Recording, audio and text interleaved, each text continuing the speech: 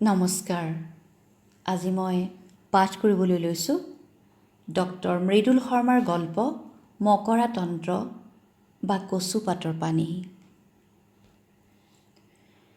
মকৰাটোৱে জানেনে বাৰু কিমানবাৰ সি উঠা নমা কৰিলে, কিমান দীঘল সূতা সি বমিয়াই বমিয়াই উলিয়ালে তাৰ মুখৰ পৰা,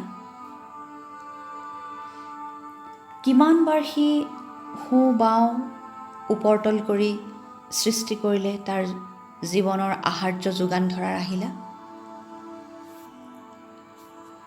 সূতাডাল যেন সূতা নহয়, চিলনীৰ জীয়েকৰ সৰি পৰা চুলি এডালহে, অনন্ত দৈৰ্ঘ্যৰ চকুত নপৰা এডাল চুলি, ক'লা নহয় বৰণহীন, নিদ্ৰাহীনতা, জৰ্জৰিত হতাশ অৱসন্ন এটা মানুহ মাৰ্কণ্ড কাশ্যপ। চকু মুদিলেই মকৰাটো আহি বগাই ফুৰেহি মানুহটোৰ নাকে মুখে বুকুৱে পিঠিয়ে, কামোৰ মাৰি ধৰে আঁঠুৰ শিলাটোত। থিয় হ'ব খুজি থিয় হ'ব নোৱাৰে মানুহটোৱে, ৰাজহাড়ডালতো কামোৰে, শুব নোৱাৰে ওপৰমুৱা হৈ, তলমুৱা হ'ব নোৱাৰে কামিহাৰত বগাই, নাকেৰে সোমাই যাব খোজে বিহ মকৰাটোৱে।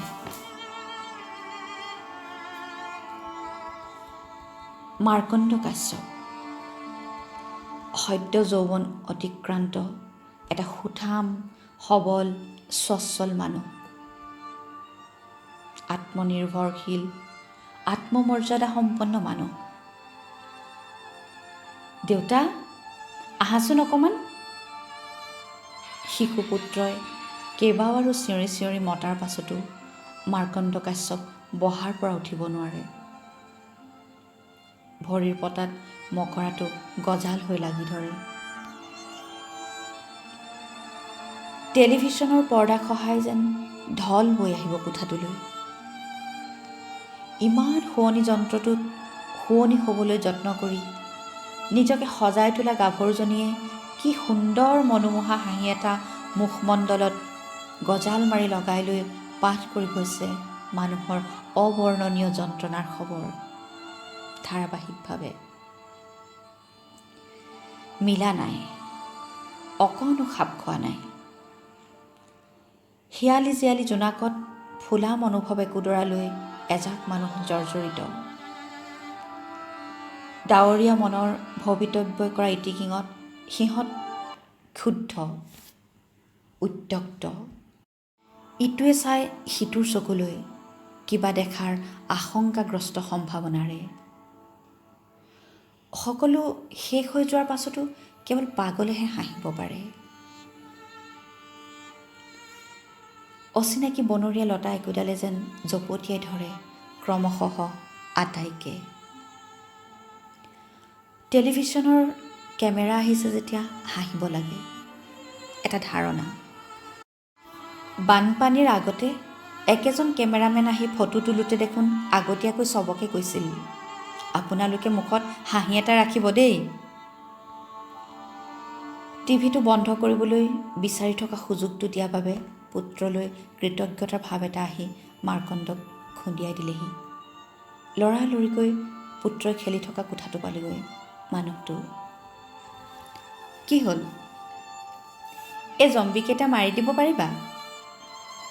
মানে প্লেণ্টছ ভাৰ্চাছ জম্বিজ, এটা খেল। কম্পিউটাৰৰ মনিটৰত মগজ খাবলৈ আহি থকা জাক জাক ভূত প্ৰেত। গিৰিহঁত নাই, গিৰিহঁতৰ বাগিচাৰ শাক পাচলিবোৰে আক্ৰমণ কৰিছে প্ৰেতবৃন্দক। ধুই মোৰ মগজটো কোনে ৰক্ষা কৰিব ভূতৰ গ্ৰাসৰ পৰা? ক'ব খুজিও ক'ব নোৱাৰিলে মোৰ গল্পটোৰ প্ৰধান চৰিত্ৰটোৱে, মাৰ্কণ্ড কাশ্যপে। কাৰণ মানুহটোৰ মুখলৈও চাই আছে তেওঁৰ মৰম লগা মুখৰ শিশুপুত্ৰই। মাৰ্কণ্ড কাশ্যপ কোন? মই নিজে নেকি? হ'ব পাৰে, মই নিশ্চিত নহওঁ, কিন্তু কিবা এটা খেলি মেলি হৈ গৈছে ক'ৰবাত। লেখক হোৱা হ'লে লিখি পেলালোহেঁতেন কিবা এটা, বছ ৰিলেক্স হৈ গ'লোহেঁতেন। মাষ্টৰ হোৱা হ'লে ল'ৰা ছোৱালীৰ লগতে কিছু শ্বেয়াৰ কৰিব পৰা গ'লহেঁতেন। পাঠক হোৱা হ'লে ভাল কিতাপ এখন পঢ়ি চাল্লা একোৱেই হ'ব নোৱাৰিলোঁ মই। বেপাৰী হৈ মই দেশৰ কথা, জাতিৰ কথা, জাতিৰ সমাজৰ কথা, ক্ষুধাতুৰ মানুহৰ কথা, মথাউৰি ভগাৰ কথা চিন্তা কৰিব লাগে কিয়? অৱলীলাক্ৰমে মাৰ্কণ্ডে জম্বিবোৰ মাৰিব পৰাকৈ, বাগিচাখন ৰক্ষা কৰিব পৰাকৈ পুত্ৰক শিকাব পৰা কাইদাখিনি শিকাই দিলে। বাস্তৱৰ জম্বিবোৰ এনেকৈ কম্পিউটাৰৰ মনিটৰত মৰাৰ দৰে মাৰি পেলাব পৰা হ'লে? ভাবি ভাবি পুত্ৰৰ কোঠাৰ পৰা ওলাই আহি বেলকনিত বহিলহি অকলশৰে। আকাশখন লক্ষ্য কৰিলে। ক'লা ডাৱৰবোৰে ৰং সলনি কৰাৰ নাইবা আঁতৰি যোৱাৰ কোনো লক্ষণ দেখুওৱা নাই। চাৰিওফালে জেকা জেকা ভাৱ এটা। ক'ৰ এজাক সপোন যেন বৰষুণ। কোনে গাইছে? কোনে গাইছে? অহ, পকেটটোৱে। শিশুপুত্ৰক গানটো ভাল লগা বুলি কৈছিল মাৰ্কণ্ডে। ল'ৰাই ৰিংটন কৰি ছেট কৰি দিলে হ'ব পাৰে। আচৰিত কথা, আজি ৰাতিপুৱাৰ পৰা এবাৰো ফোনটো বজা নাছিল। কিয় বজা নাছিল?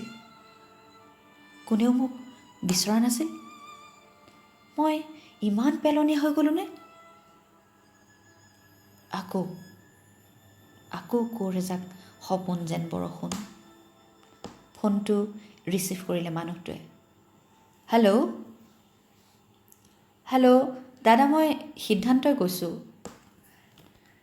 সিদ্ধান্ত?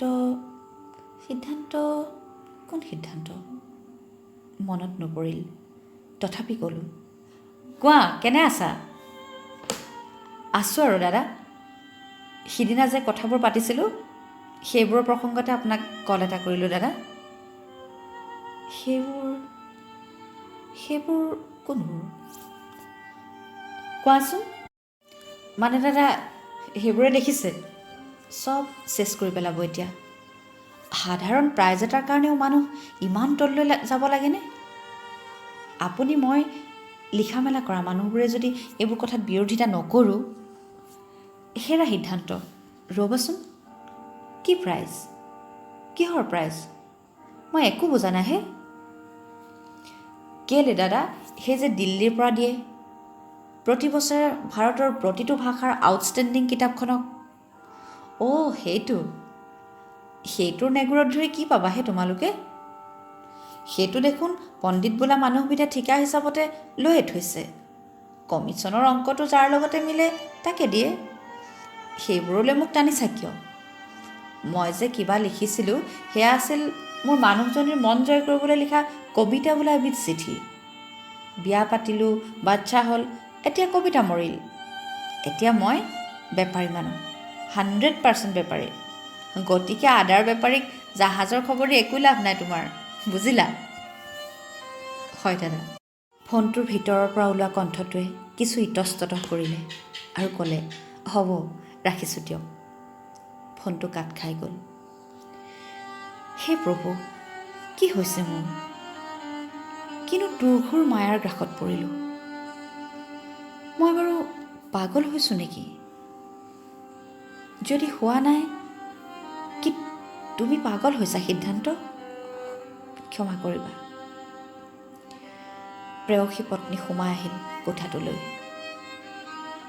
একান্ত মাৰ্কণ্ডক খুব কমেই লগ পোৱা যায়। গতিকে অৱলীলাক্ৰমে স্বামীৰ কোলাত বহি পৰিল আৰু মুখামুখি দৃষ্টি এটাৰে সুধিলে, কি হৈছে তোমাৰ? কি? নাই, একো হোৱা নাই। কিবা হৈছে নেকি? কিবা এটা যেন হৈছে। মানে তুমি ইমান ইণ্ট্ৰভাৰ্ট হৈ বহি আছা যে?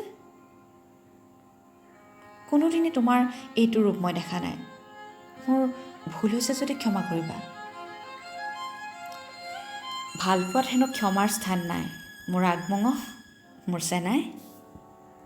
মুখ খুলি একোকে নকলেও মৰমৰ পৰশেৰে প্ৰেয়সীৰ পিঠিয়েদি সোঁহাতৰ তলুৱাখন বোলাই দিবলৈ যত্ন কৰিলে মাৰ্কণ্ডে। বাবাই প্লেণ্টছ ভাৰ্চেছ জম্বিজ খেলি আছে, অনুচ্চ কণ্ঠে ক'লে সুন্দৰীয়ে।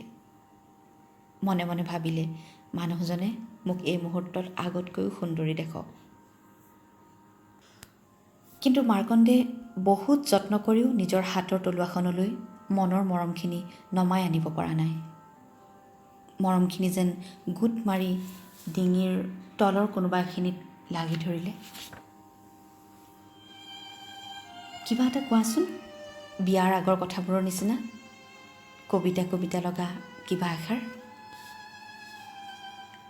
চিন্তা কৰিলে মানুহটোৱে কিছু পৰ। তাৰ পাছত ক'লে, আন্ধাৰৰ দেহৰ গুণ বাৰু লুণীয়ানে? কমলা কুঁৱৰীক লৈতো আৰু কোনো নীতিয়েই নচলে এতিয়া। গতিকে বুৰ গ'ল তাইৰ দুচকুৰ সংগ্ৰাম। হেঁপাহৰ সপোন আৱৰি ধৰিলে জুয়ে। স্বৰ্গদেউ কুশলে থাকক, উঠি যাওক সোণৰ জখলাৰে মূৰ্খৰ স্বৰ্গলৈ। মাতষাৰ তাৰ ডিঙিৰ পৰা ওলাইছিলনে? দেউতা, আৰু কেইটামান ডেঞ্জাৰাছ জম্বি ওলাইছে, চোৱাহিচোন। শিশুপুত্ৰই ব্যস্তভাৱে আহি চিঞৰি কৈ গুচি গ'ল। খবৰটোৱে অনুৰণন সৃষ্টি কৰিলে মাৰ্কণ্ডৰ মনত। পত্নী থিয় হ'ল। অবিশ্বাস্য দৃষ্টিৰে মনৰ মাৰ্কণ্ডলৈ চালে, চাই জোকাৰি দিলে, হেৰা, কি হৈছে তোমাৰ? পত্নীৰ আৰ্ত চিৎকাৰে মাৰ্কণ্ড কাশ্যপক ব্যতিব্যস্ত কৰিব পৰা নাই। কিন্তু দায়িত্ব এটা আছে। নিজকে পাগল হোৱা নাই বুলি প্ৰমাণ কৰিব নোৱাৰিলে এই নিৰীহ ছোৱালীজনীয়ে মনত বৰ কষ্ট পাব। ভাবি ভাবি তেওঁ বহাৰ পৰা উঠিল। পত্নীৰ কান্ধত হাত এখন থলে, ক'লে, আহা। ক'লৈ? বেডৰুমলৈ। এতিয়া? পত্নীক বিচনাখনতে বহুৱাই দি মাৰ্কণ্ডে অন কৰিলে টেলিভিছনৰ বাটনটো। উত্তৰ প্ৰদেশত অম্লজানৰ অভাৱত ১.৫ কোটি শিশুৰ মৃত্যু। কাষৰ ছবিখনত মুখ্যমন্ত্ৰীয়ে উদ্বোধন কৰিছে গৰুৰ বাবে এম্বুলেন্স। মাজুলীত জলপ্ৰলয়। বোকাখাতত মথাউৰি ভাগি শতাধিক গাঁও প্লাবিত। আনকি পাৰ্বত্য নগৰ ডিফুতো বানপানী। বন্যাৰ্তৰ কাষত নাই কোনো জনপ্ৰতিনিধি। ধন কুমাৰ যাদৱ নামৰ অনা অসমীয়া পণ্ডিতৰ নামত অসমত এলানি আদৰ্শ মহাবিদ্যালয়ৰ প্ৰতিষ্ঠা। ৰেলৰ খুন্দাত বন্যহস্তীৰ মৃত্যু। জলমগ্ন কাজিৰঙাত ৰাষ্ট্ৰীয় ঘাইপথত যান বাহনৰ খুন্দাত বন্য পশুৰ অকাল মৃত্যু। কেনে পাইছা খবৰবোৰ? ইয়াৰ পাছতো আমি পাগল হৈ যোৱা নাই চোৱা। মা, এইফালে আহাচোন। সিটো কোঠাৰ পৰা ভাহি অহা শিশুপুত্ৰৰ কণ্ঠই মাতৃহৃদয়ত ঢৌ তুলিলে। শশব্যস্ত হৈ এবাৰ নিজৰ মানুহজনৰ মানসিক অৱস্থাটো মন কৰিব খুজিও পুত্ৰৰ কাষলৈ লৰ ধৰিবলৈ বাধ্য হোৱা মানুহজনীলৈ চাই মিহিকৈ হাঁহিব খুজিছিল মাৰ্কণ্ডে। কিন্তু হাঁহিব নোৱাৰিলে। কাৰণ ইতিমধ্যে মোবাইল ফোনটোৱে আকৌ আৰম্ভ কৰিলে সেই একেটা গান, বৰষুণৰ গানটো। আৰু বৰষুণ নালাগেও, কিমান কষ্ট পাইছে মানুহবোৰে। ফোনটো ৰিচিভ কৰিলে মাৰ্কণ্ডে। হেল্ল', ভিনদেউ ভালে আছে? ইউটিউবত গান এটা আপলোড কৰিছোঁ, শুনি ক'বচোন। হেল্ল', একো শুনা নাই অ', নেটৱৰ্ক একদম বেয়া। কওঁ বুলিয়েই মিছা কথা এষাৰ কৈ পেলালে মানুহটোৱে। কিন্তু সিমূৰৰ খোল খালেও পৰি মৰা নহয়। দুগুণ জোৰকৈ সিমূৰৰ কণ্ঠই ফোনৰ স্পীকাৰৰ ফালে যেন কৰি পেলালে। ভিনদেউ গানটো শুনিবচোন, ক'ব কেনেকুৱা পালে। Hello' hello'. একো নুশুনাৰ ভাওজুৰি অৱশেষত ফোনটো কাটি দিহে উশাহ এটা ল'লে মাৰ্কণ্ডে। গান, ইহঁতৰ গানৰকো বানপানীতকৈ ওচৰা। কিন্তু চালে এই মানুহবোৰে বানপানী শুকোৱাৰ লগে লগে পাহৰি যায় চব কষ্ট, ভাবিলে মাৰ্কণ্ডে। আৰু দীঘল দীঘল উশাহ কেইটামান লৈ নিজকে কোৱাৰ দৰে কৈ উঠিল, কলমৌ খাওঁতে বুঢ়া হনুমন্তে নগৰী কৰি যায় চন, অথচ সোণৰ সিংহাসনত এতিয়াও ৰাৱণৰ যি হাঁহি। পিছফালে যে সদা জাগ্ৰত প্ৰহৰীৰ দৰে শ্ৰীমতী প্ৰেয়সী পত্নী আহি থিয় দি আছেহি, তালৈ মাৰ্কণ্ডৰ ভ্ৰূক্ষেপেই নাই। স্বগতোক্তি শুনি শ্ৰীমতীৰ অন্তৰাত্মা কঁপি উঠিল। হেৰা, কি কৈ আছা এইবোৰ? মাৰ্কণ্ড ঘূৰিল আৰু সন্মুখৰ মানুহজনীলৈ চালে। এটা প্ৰচণ্ড প্ৰশ্নবোধক উদ্গিৰিত হ'ল মাৰ্কণ্ডৰ মুখেৰে। যদি সিয়েই সত্য, শান্তিৰে বৈ থকা নৈখনক জোকাই ল'লা কেলে? হাৰ নিচিনিলা, মঙহ নিচিনিলা, ছাল চটাকটো চিনিব লাগিছিল। চালা, চোঁৱৰৰ পোৱালিহঁতক লাগে মাত্ৰ ৰেভিনিউ, মানুহৰ হাৰ ছালৰ ৰেভিনিউ, বাটে পথে থু পেলোৱাৰ ৰেভিনিউ, আৰু আনকি এতিয়া গোমুটৰ ওপৰতো ৰেভিনিউ লগোৱাৰ ব্যৱস্থা কৰিব খুজিছে বান্দৰহঁতে। মানুহ মৰি যাওক, এইখন বাষ্টাৰ্ডৰ দেশত মানুহৰ জানো কমি আছে? প্ৰেয়সী পত্নীয়ে দুয়োখন হাতৰ তলুৱাৰে মাৰ্কণ্ডৰ মুখমণ্ডল আৱৰি ধৰি আচৰিত দৃষ্টিৰে তধা লাগি চালে, কিন্তু ডাইলগ বন্ধ নহ'ল। কাৰণ তাৰ পিছৰখিনি তুমি মোতকৈও ভালকৈ জানা। আকৌ তুমি হেনো শুইয়ে আছিলা তেতিয়াও। আচলতে চবেই শুই থকাৰ অভিনয় কৰে জানানে? মাৰ্কণ্ডৰ মুখখন বুকুৰ মাজত সুমুৱাই ল'লে প্ৰেয়সীয়ে গভীৰ মমতাৰে। মানুহজনীৰ চকুৰ কোণেদি বৈ আহিল মমত্বৰ গলিত ৰূপ। কিছু সময় পাৰ হ'ল। কি কৰিলে মানুহটোৰ এই আৱেগৰ স্ফুৰণ নিয়ন্ত্ৰণলৈ আহিব চিন্তা কৰিব ধৰিলে তৰুণীয়ে। হেৰা, বজাৰৰ পৰা আহিব লাগে নহয়, আৰু আজি ই বাবাটোৱে অৰ্ডাৰ দিয়া জোতা দুযোৰো আহিব। ৭,৩০০ টকা দিব লাগিব। আৰু শুনা। শুনিবলৈ মন নগ'ল মাৰ্কণ্ডৰ। জীৱনটো কি? কেৱল ইটো সিটো কিনা বেচা কৰাৰ ব্যস্ততা? কেৱল বস্তু যোগাৰ কৰাৰ সংগ্ৰাম? কেৱল দানা পানীৰ ব্যৱস্থা কৰাৰ দায়বদ্ধতা? ৰেল লাইনটোৰ ওচৰত মানুহৰ জুম। ওচৰ চাপি গ'ল মাৰ্কণ্ড কাশ্যপ। অঞ্চলটোৰ আটাইতকৈ প্ৰতিভাশালী আৰু জনপ্ৰিয় যুৱকজন। অহা ইলেকশ্যনত টিকট পোৱাৰ কথা আছিল, জিকাৰ কথা আছিল। তাৰ প্ৰতিদ্বন্দ্বীটোৱে টিকটৰ কাৰণে দিল্লীলৈ মাকো মাৰি আছিল, একে পাৰ্টিৰে। বা, একে সময়তে দুই ধৰণৰ প্ৰতিক্ৰিয়া প্ৰকাশ কৰিবলগা হ'ল মাৰ্কণ্ড কাশ্যপৰ। এতিয়া পুলিচ আহিব, ৰিপৰ্ট লিখি লাছটো লৈ যাব, মেডিকেল কলেজৰ হস্পিটেলৰ মৰ্গত পেলাই দিবগৈ। তাৰ পাছত ডাক্তৰ এজন আহিব, দুজনমান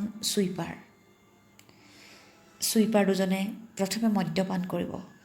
ডাক্তৰজনে গীতা নাইবা বাইবেল জাতীয় ধৰ্মপুথি এখনত চকু ফুৰাব।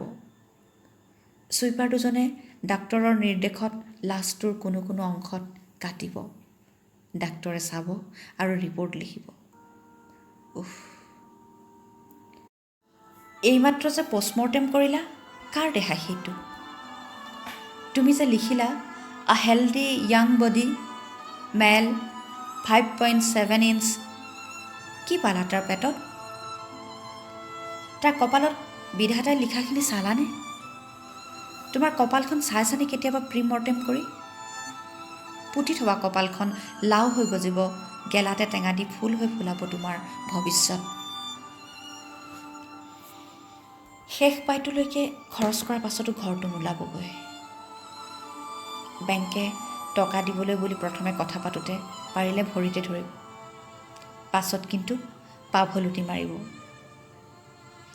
এতিয়া পাব লাগে 6 লাখ টকা, দিয়ে 2 লাখ। ইফালে চালা ধাৰ মাৰিবলৈকে আছে 3,59,000। ঘৰৰ ছাদখনহে ঢলা হৈছে। এতিয়া নাকটো ক'ত থ'ব পাৰি। ভাড়াঘৰটোত 100 এবুৰি সমস্যা। পুৰণা ঘৰ, আজি যদি পানীৰ পাইপত লিকেজ, কাইলৈ শ্বৰ্ট চাৰ্কিট। মেইন চুইচটোৱে জ্বলিব, নাইবা পানীৰ মটৰটোৱে বেয়া হ'ব। ধেৎ তেৰি, ইমান মেৰামতি কৰি কৰি আকৌ ভাড়াটো সময়মতে নিদিলে মালিকৰ তাগাদা।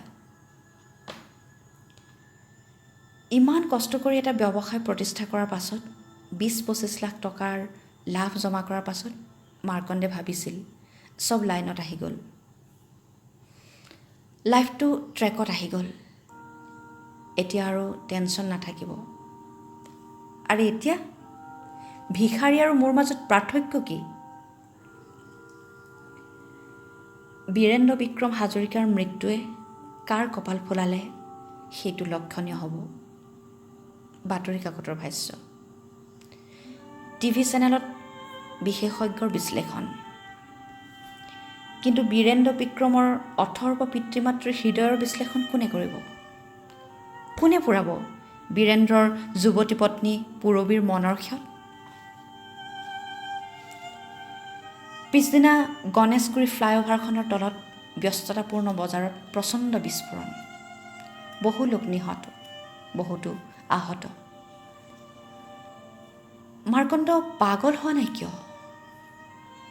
মাৰ্কণ্ডে নিজে ভাবিছে, ভাবি ভাবি জুপুকা মাৰি বহি আছে।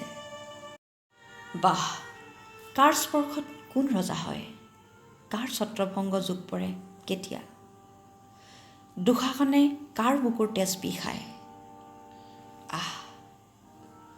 সৌফালে চোৱা, সৌফালে, সৌ ফ্লাইঅভাৰখনৰ ফালে। প্ৰচণ্ড বিস্ফোৰণে তছনছ কৰি পেলাইছে সদা ব্যস্ত ৰাজধানী চহৰৰ বজাৰৰ ব্যস্ততা। তছনছ কৰি পেলাইছে অনেকৰ ঘৰ সংসাৰ, অনেকৰ হৃদয়। কি কৰিব এতিয়া মাৰ্কণ্ডে? কাক মাৰিব খুজিছিল দুৰ্বৃত্তহঁতে?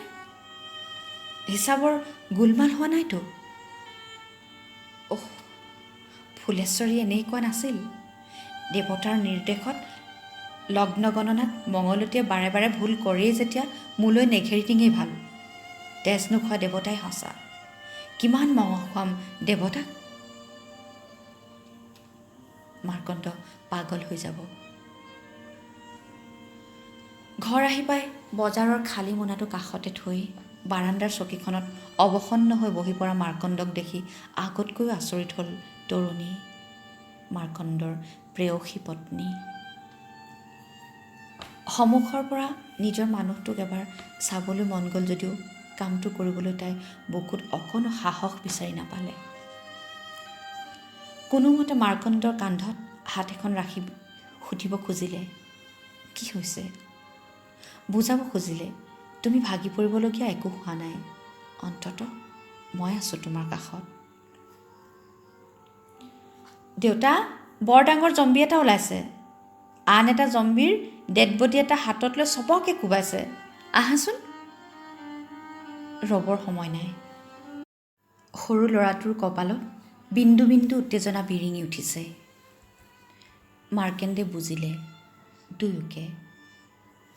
প্ৰেয়সী পত্নীক কঁকালত ধৰি সন্মুখলৈ আনি তাইৰ বুকুত মুখখন গুজি নিজকে লুকুৱাব খুজিলে সি। লুকুৱাব খুজিলে তাৰ স্বপ্নৰ পৃথিৱীখন থান বান হৈ যোৱাৰ দুখ। হঠাৎ সি মন কৰিলে তৰুণীৰ বুকুৰ পৰা তাৰ মুখখন আঁতৰাই আন এখন মুখ সোমাব খুজিছে সি। পুত্ৰধন।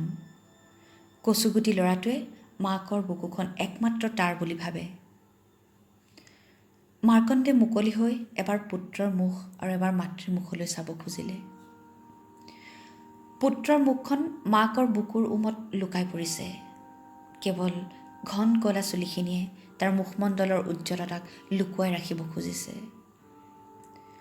একেদৰেই মাকৰ মুখখনত পুত্ৰৰ সান্নিধ্যই দিয়া পোহৰেৰে বুকুৰ কোনোবা এখিনি আন্ধাৰ ঢাকি থবৰ ব্যৰ্থ প্ৰয়াস এটা।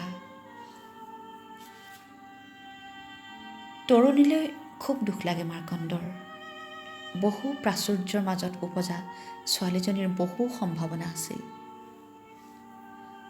অথচ উপজা ঘৰখনৰ প্ৰতিটো প্ৰাণীকে অসন্তুষ্ট কৰি তাই এদিন গুচি আহিছিল কবিতা লিখা, নাটক কৰা, ভৱিষ্যতহীন মাৰ্কণ্ড কাশ্যপ নামৰ ভগাবেণ্ট ল'ৰা এটাৰ জীৱনলৈ। তাৰ পাছত অৱলীলাক্ৰমে কবিতা আৰু নাটকক অকাল বিদায় সম্ভাষণ জনাই মাৰ্কণ্ডে আৰম্ভ কৰিলে অৰ্থোপাৰ্জনৰ সংগ্ৰাম। সংগ্ৰাম এতিয়াও অব্যাহত ৰাখিছে সি, কেৱল নিজৰ যত্নৰে নহয়, এই মানুহজনীক দুখ দি দি। বেচেৰীজনী এখনহে বুকুতে এতিয়া বাপেক পুতেক দুটাৰ মাজত ভাগ কৰিবলগীয়া হৈছে। নিজৰখিনিৰ উপৰি বহন কৰিবলগীয়া হৈছে আন দুখন বুকুৰ উশাহ নিশাহৰ দায়িত্ব। কৌৰ এজাক সপোন যেন বৰষুণ, আকৌ ফোন। হেৰি, আচলতে হৈছিলনো কি? কি কৰি আছিল? ধুনীয়া সপোন দেখি লাওখোলাত পৰিৱেশিত জীয়া মগজুৰ জেলিৰ জুতি লৈ মানুহৰ ৰ'ষ্ট, অভিজাত ৰেষ্টুৰাঁত সংগীতৰ সুৰ অসুৰৰ সমবেত সম্ভোগ পুৰি খাবলৈ বৰ ভাল মানুহৰ মঙহ। Hello' hello'. সিমূৰৰ কণ্ঠই কি বুজিলে কি নুবুজিলে মাৰ্কণ্ডে নাভাবিলে। কেৱল নিজৰ দুৰ্ভাগ্যজনক অভিজ্ঞতাক বুজাব খুজিলে সি নিজে বুজি পোৱা ভাষাৰে।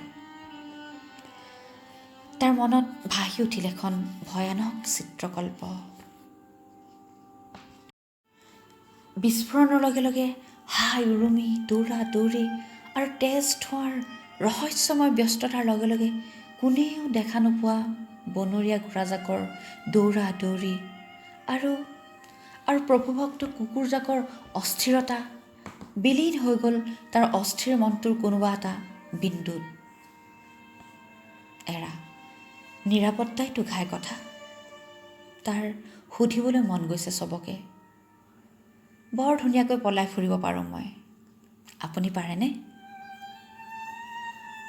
বক্তৃতা এটা দিবলৈ মন গৈছে তাৰ, প্ৰবন্ধ এটা লিখিবলৈ মন গৈছে।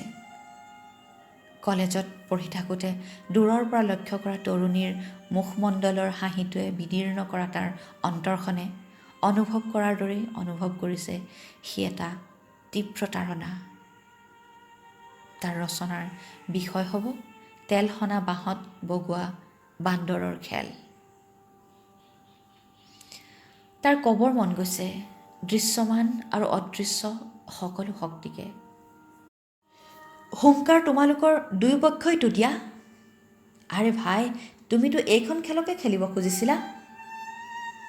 তোমাৰ খেলখনৰ প্ৰথমটো গ'ল কোনে খালে, কোনে দিলে জানানে?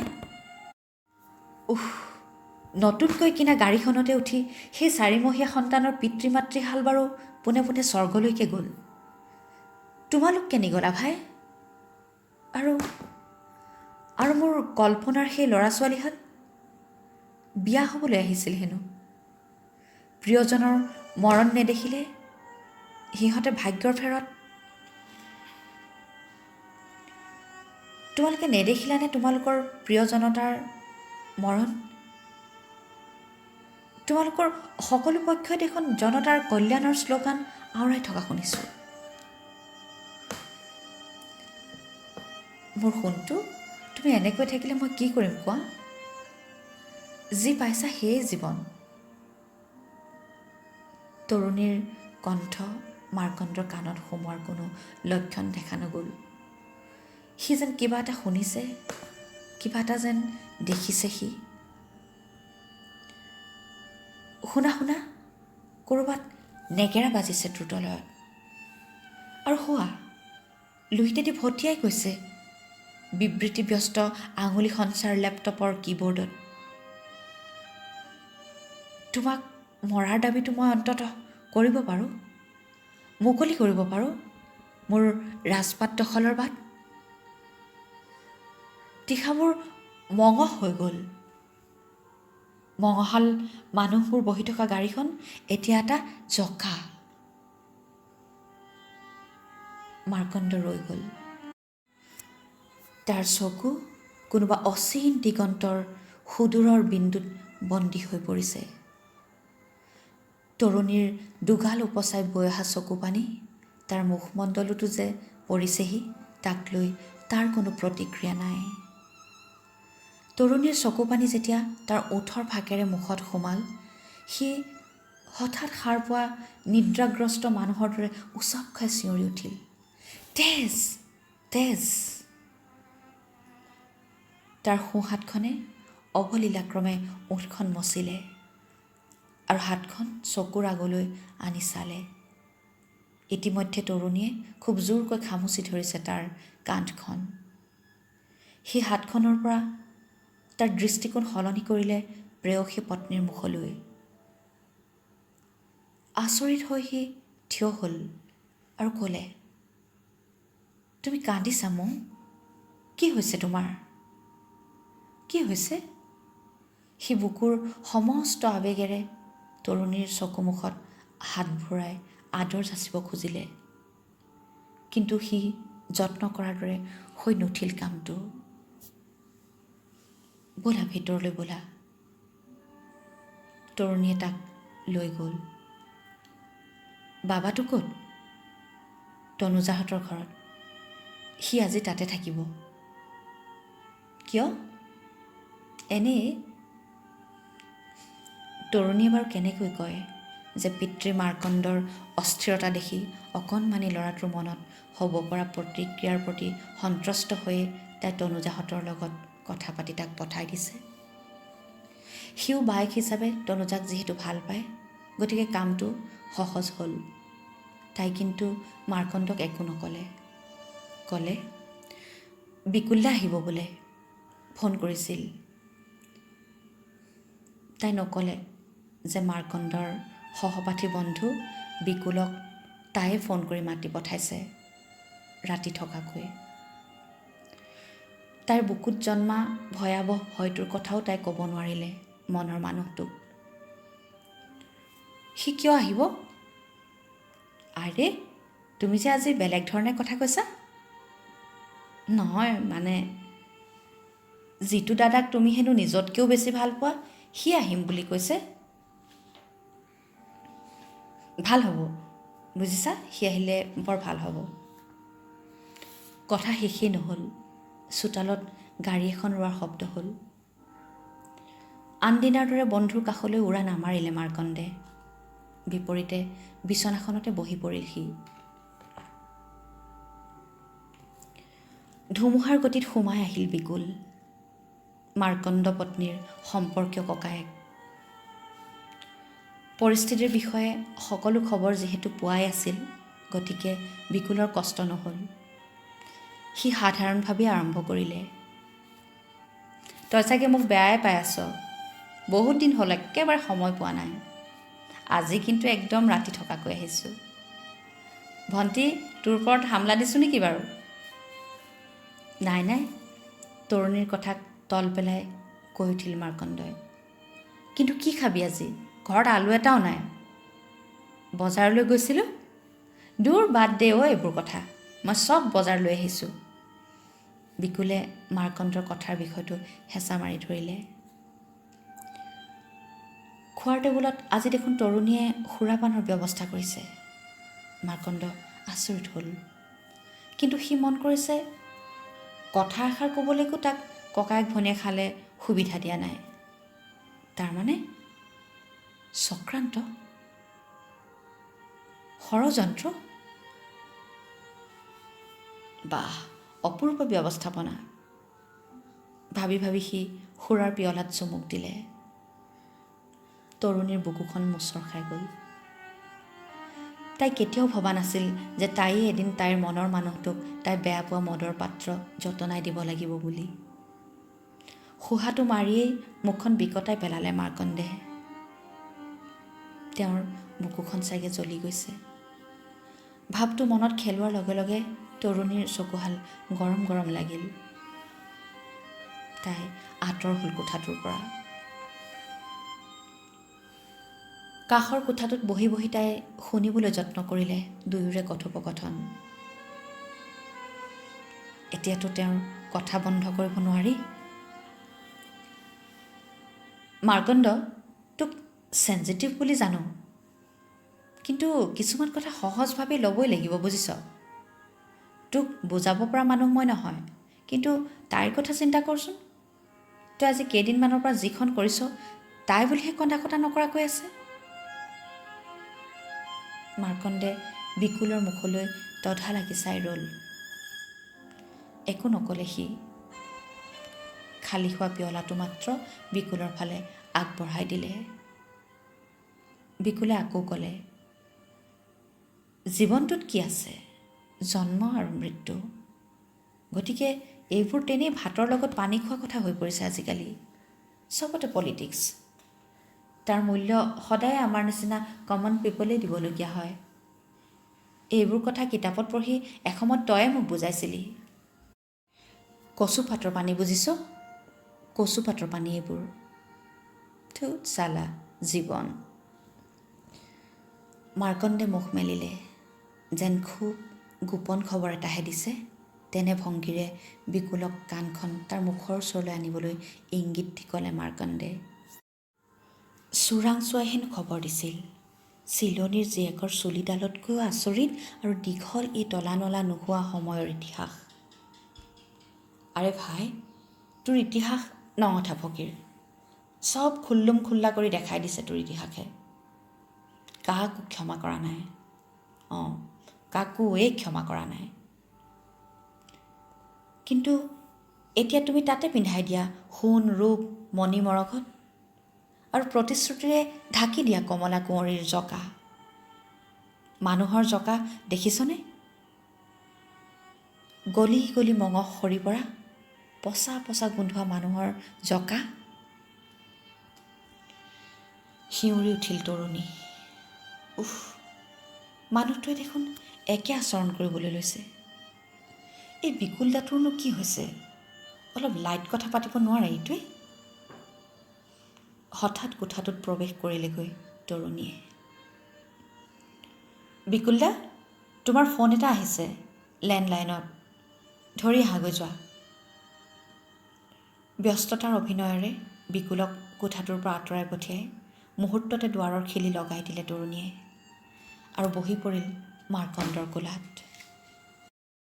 প্লিজ সোণটো, মোকো অকণমান দিয়া না বুলি মাৰ্কণ্ডৰ গিলাচটো নিজৰ হাতলৈ আনি ঘুট ঘুটকৈ ডিঙিত ঢালি দিলে তৰুণীয়ে।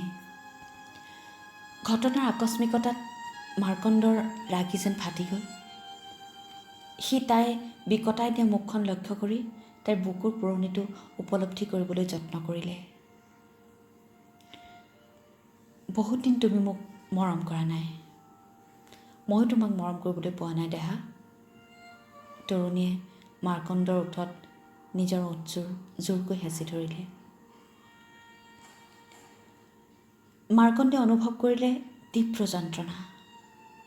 তাৰ মৰমেৰে ভৰি থকা বুকুখনে উলিয়াই দিব পৰা নাই বিন্দু মাত্ৰও মৰমৰ চিহ্ন। যিজনী মানুহক সি তিল তিলকৈ ভাল পায়, সেইজনী এই মুহূৰ্তত তাৰ মনত এক অনাধিকাৰ হস্তক্ষেপ যেন লাগিছে। মোক মোৰ অনুভৱেৰে চিন্তা কৰিবলৈ দিয়া না, মোক কান্দিবলৈ দিয়া না, মোক পাগল হৈ যাবলৈ দিয়াচোন। তোমাক মই আজি পাগল কৰি দিম, ময়ো পাগল হ'ম। আজি আমি দুয়োটা পাগল হ'ম। কিন্তু এটাৰো পাগল হোৱা নহ'ল, কিয়নো সেই মুহূৰ্ততে দুৱাৰত ঢকিয়ালেহি বিকুলে। নিজকে কোনোমতে চম্ভালি তৰুণীয়ে দুৱাৰখন খুলি ঢলং পলংকৈ ওলাই গ'ল। বিকুলে তাইলৈ ঘূৰি চালে। মাৰ্কণ্ডে ক'লে, অনিশ্চয়তাসূচক আশ্বাসৰ কথা, গ্লিচাৰিনৰ চকুপানী, এটা হাঁহিৰ অভিনয়। কি তাইও খালে নেকি? বিকুলৰ চিৰিয়াছ প্ৰশ্নৰ উত্তৰ দিবলৈ গৈ মাৰ্কণ্ডে মাৰি দিলে এটা প্ৰচণ্ড হাঁহি। লগতে সি উচ্চগ্ৰামত ক'লে, মানুহবোৰ বৰ মূৰ্খ জাননে, নহ'লেনো চলিবি কেনেকৈ? আৰু একো ক'ব নোৱাৰিলে সি। হাঁহিৰ পৰিণতি হিচাপে তাৰ পেটৰ পৰা বুকুৱেদি উজাৰ খাই আহিল কিবা এক অসহ্য অনুভৱ আৰু অক অক শব্দ কৰি অৱশ খোজেৰে আগবাঢ়িল সিটো কোঠাত থকা বেচিনটোলৈ। কিছু সময়ৰ ভিতৰত পেটত পৰা সকলো তৰল বমিয়াই উলিয়াই দি অৱসন্নভাৱে মাৰ্কণ্ডে বিকুলক ক'লে,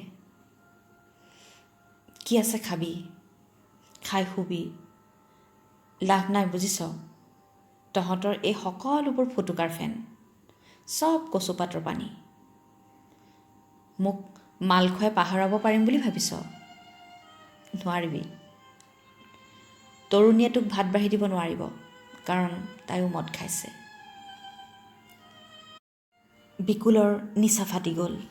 সি ভাবিলে গোটেই আয়োজনটোৱে কচুপাতৰ পানী হৈ গ'ল। মাৰ্কণ্ড কোনোমতে আহি বেডৰুমত সোমাল। দুৱাৰখন বন্ধ কৰি দিলে। তাৰ পাছত বিচনালৈ আগবাঢ়িল সি। আৰে ই কি? মদ খোৱাৰ পাছতো তৰুণীৰ নিচা হোৱা নাই? আৰে তাই দেখোন কান্দি আছে। সি বিচনাত উঠাৰ লগে লগে তাই তাক জোৰেৰে সাৱটি ধৰিলে। সি অনুভৱ কৰিলে যেন বমি কৰি সি বহুত ভাবিব নলগীয়া কথা মনৰ পৰা উলিয়াই থৈ আহিছে। সি পৰম আদৰেৰে সান্তনা দিব খুজিলে তৰুণীক। সি হেৰাই যাব খুজিলে তাইৰ মাজত, তাইও হেৰাই যাব খুজিলে নিজৰ মনৰ পুৰুষজনৰ মাজত, আৰু দুয়োটা হেৰাই গ'ল আন্ধাৰত। ৰাতি সাৰ পাই তৰুণীয়ে শুনিলে মাৰ্কণ্ডে যেন কিবা বিৰবিৰাই আছে। মনোযোগ দি বুজিবলৈ যত্ন কৰিলে তাই। উঠি আহিছে, আহিছে আহিছে, আহিব এতিয়া। বিপুল আনন্দত কমলা কুঁৱৰী এতিয়া উঠি আহিব তেজৰ পুখুৰীটোৰ পৰা আৰু নাচিবহি কেঁচাই খাইটিৰ নাচ। লুইদেও হেনো সহায় নিব মানুহৰ আৱৰ্জনাৰ দেশ। তাতেইতো শেষ। তেনে এটা শেষৰ আৰম্ভণিৰ বাবে প্ৰস্তুতি চলিছে তুংগত। আৰু ক্ষন্তেক অপেক্ষা কৰাৰ কষ্ট কিন্তু তুমি কৰিবই লাগিব ভাই। মাৰ্কণ্ড কাশ্যপ। ধন্যবাদ।